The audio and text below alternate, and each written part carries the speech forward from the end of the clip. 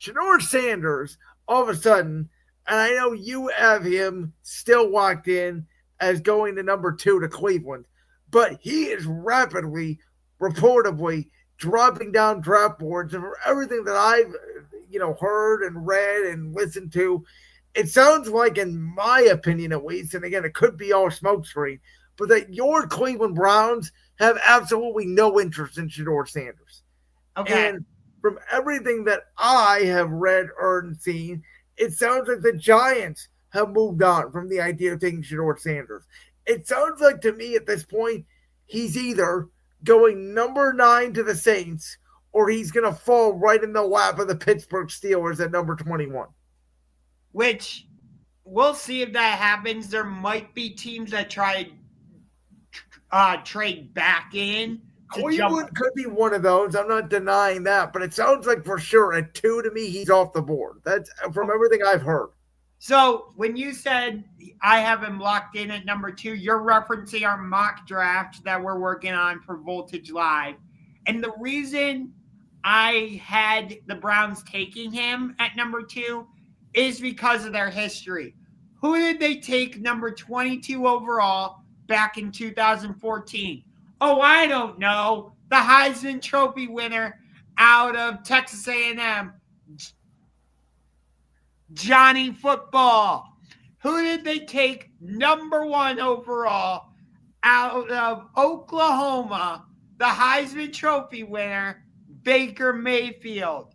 So because of that history, I was like, okay, the Browns would have the same ownership that drafted Baker, that drafted Johnny. It feels like that's a Browns type of pick, if you get what I mean. Well, by the way, you mentioned that the last 2 picks they made there were both Heisman Trophy winners. The other guy this year would be a Heisman Trophy winner in Travis Hunter.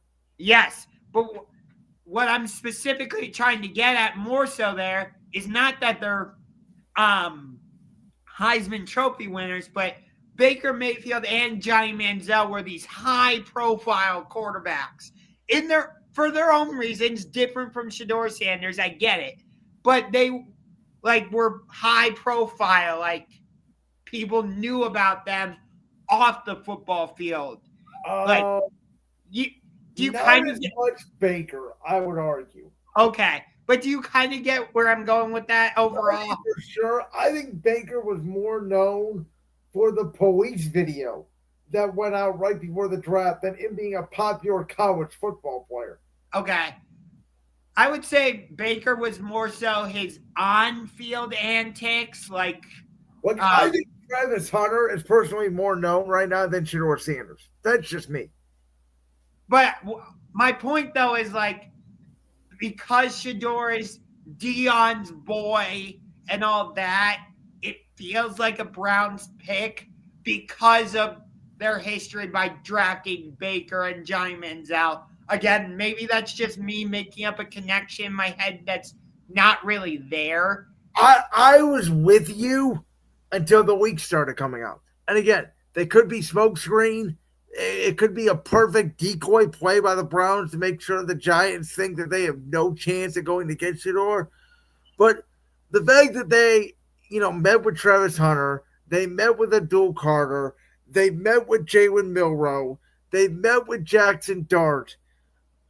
I think it tells you they're not going Sheduer at least at 2.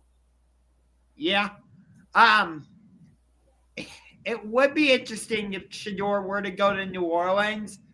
I think that would be, honestly, that might be the best fit for him. Because think about that division. Atlanta is a dome team. New Orleans is a dome team. You generally get good weather in Carolina. You generally get good weather in Tampa Bay.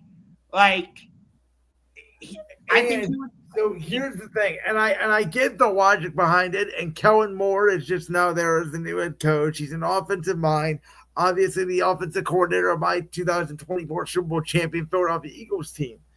But the Saints are in such salary cap hell. They're such a disaster They need a complete rebuild everywhere, including the quarterback position, and they just re-upped Derek Carr. That I don't know. It's like to me, Alvin Kamara is a very old, aging running back.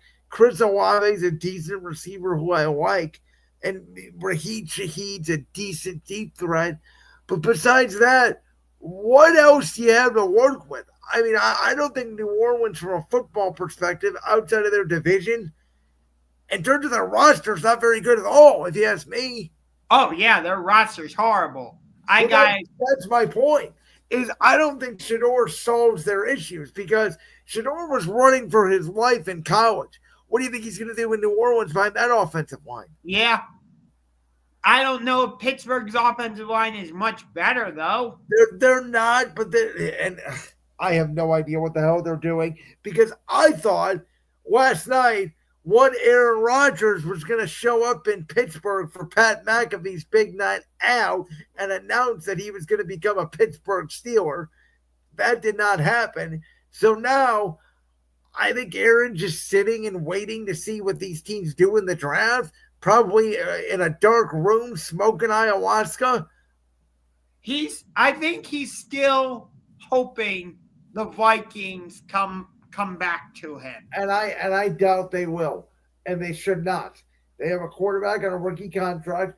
Unless they know something about JJ McCarthy's knee, I'm not even talking about the fact that they see him in practice and maybe they don't like what they see out of him from a football standpoint.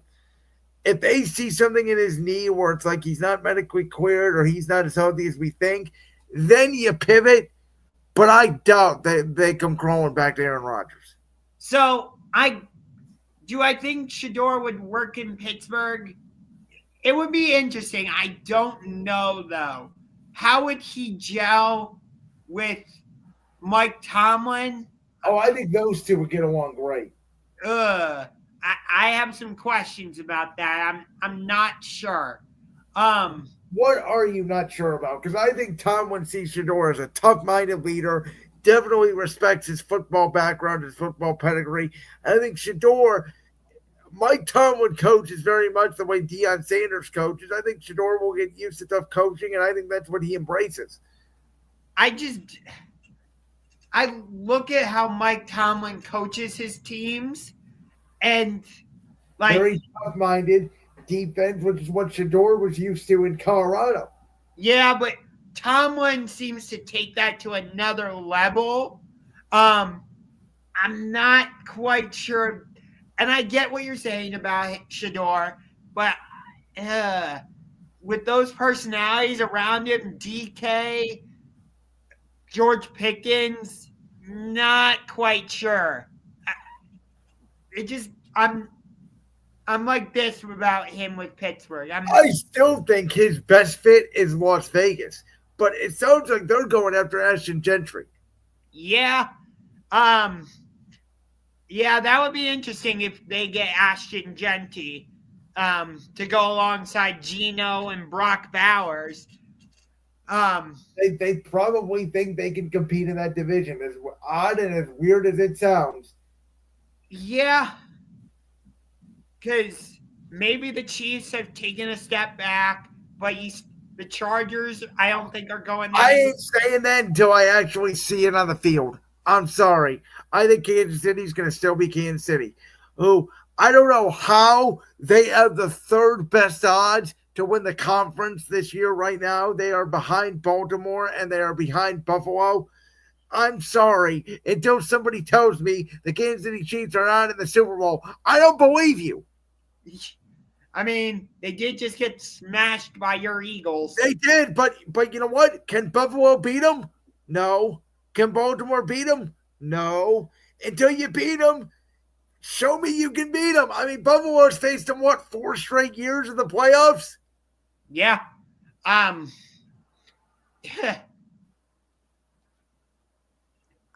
don't know where Sheduer is going. There's a chance.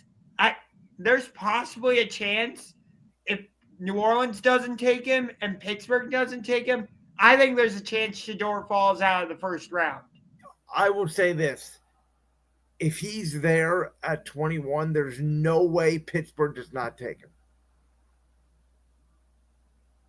Yeah, actually, now that you say it, they lost Russell Wilson to the Giants.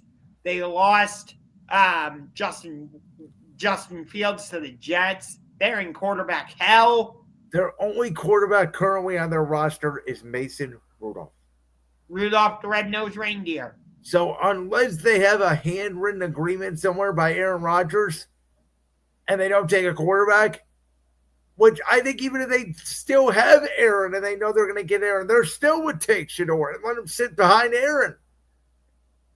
You really want Sheduer to learn from Aaron Rodgers? Jordan Love learned from Aaron Rodgers, and you love Jordan Love. That part is true. This is true.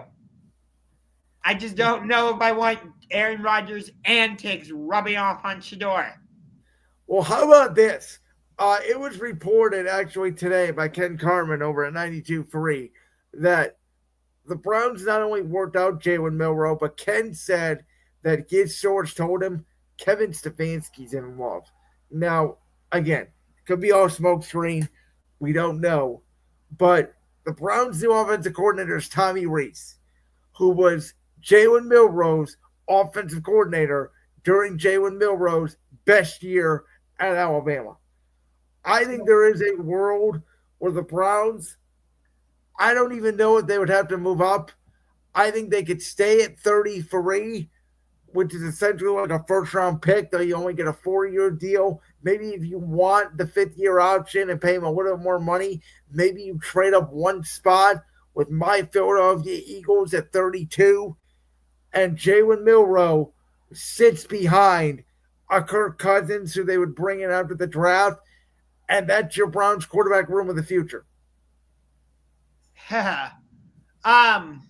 My only thing is, you said Tommy Rees was his offensive coordinator during his best years at Alabama, but would Kevin Stefanski be willing to give up play calling? Well, no, it's not that, but Rees will work with Milroe. Most of the OCs that don't call plays, I don't think people have understood this. I think I've said this a couple of times on the show. Even if you're an OC that doesn't call plays, you are still involved in the game plan and you are running the drills and the coaching during the week. Yeah, but like if Milroe had that strong of a connection with Tommy Rees, I'd rather him be the one calling the plays because Milroe would be comfortable with them. They would know like right away what type of plays Milroe likes and what he doesn't like, what his strengths are. This has been part of my problem with the Browns for years. Sorry, I'm about to launch on a rant. I know. Here you go. Is whether they draft a quarterback, whether they trade for a quarterback, sign a quarterback through free agency, instead of looking at what the quarterback's strengths and weaknesses are and what they did, what game plan worked in college, they just say, here's our offense, we're sticking you in it. And it's like, that doesn't work. I know it didn't ultimately pan out between Marcus Mariota and the Tennessee Titans, but it's the example I keep coming back to. Because from what I saw, the Titans looked at what Marcus Mariota did well while he was with the Oregon Ducks, and they tried to construct an offense that fit his skill set. And while he was there, I liked what I saw from him with the Titans for the most part. Well, I disagree because he never even got him to the AFC Championship game. I mean, but there's other countless examples. They won what, one playoff game during his tenure? I mean, Marcus Mariota, for the most part, is seen as a bust. Okay, so maybe Marcus Mariota isn't the greatest example, but it's the one I always come back to for some reason. Well, let me tell you this. I don't know if I've told you this on the air or not, but I see Jalen Milroe. Maybe it's his hair. Maybe it's the fact he went to Alabama. I don't know. Jalen Hurts. I literally see Jalen Hurts. I think that in the right, but I see a little Lamar Jackson in him too, by the way. I think he is more Jalen Hurts from the pocket and maybe a little more Lamar with his elusiveness outside the pocket. I think that in the right situation, and if he sits for a year and he gets behind a good offensive line, which who knows, the Browns may be able to rebuild their offensive line this year in the draft. I think Jalen Milroe can be a very good NFL quarterback. I'm one of those people that are more higher on Milroe than others. I don't know if the Browns are the right situation for him. I do know this. It'd be very interesting and it would be very against what Kevin Stefanski has typically ran in his offense, which has been a bootleg drop back passer. But maybe it's what he was looking for in Watson was more of a mobile quarterback. Maybe that's why they went after Watson. Obviously, it didn't work out. I can tell you this, I don't think Milroe can start right away. And I think he has to sit for at least half the year, if not a full year. Yeah. If the Browns do that, I don't know if they would trade for Kirk Cousins necessarily. And they would. If they draft Milroe, they're definitely getting Kirk Cousins. And put. It's weird. I don't know if Kirk would want to be put in another Falcons type situation, for lack of a better term. Well, I think you tell Kirk, as long as you play well, you be the starter. It would be like the Atlanta situation where if he gets benched, it would be his fault. Which, by the way, the Falcons, excuse the pun, but they took flight once Penix became the quarterback. Well, absolutely, because Kirk Cousins was not good at the end of last year. How many times have I said it? Kirk Cousins is not the answer. The Browns should not sign Kirk Cousins, but I'm saying they are going to sign Kirk Cousins. Okay. You're saying they should do it out of necessity, not because they want to. Well, I don't think they should. I was saying I thought your game plan should have been you roll with Jameis Winston and you tank and you don't draft a quarterback this year, because I'm not in love with any of these guys. But the Browns are so desperate, they're going to take a quarterback. And so if you're going to do that, Kenny Pickett's not your answer. And you got to sell tickets. So in order to sell tickets, you got to at least get some name in there. And Aaron Rodgers wouldn't come to Cleveland, and Kirk's the only guy left. Yeah, that is true. I don't know what to make of the Browns. I really don't. They got to go against the AFC East this year. The NFC North. They host San Francisco. They'll be at the Raiders. And they host Tennessee. I don't know. Maybe 5-12 for them. Something like that. Sounds like it's going to be a long year for the Ungar to the Max YouTube channel and the video collaborations over there. I can trust it. I'm already preparing for it. And yet the Browns are like, yes, we want to build a new stadium. Yay!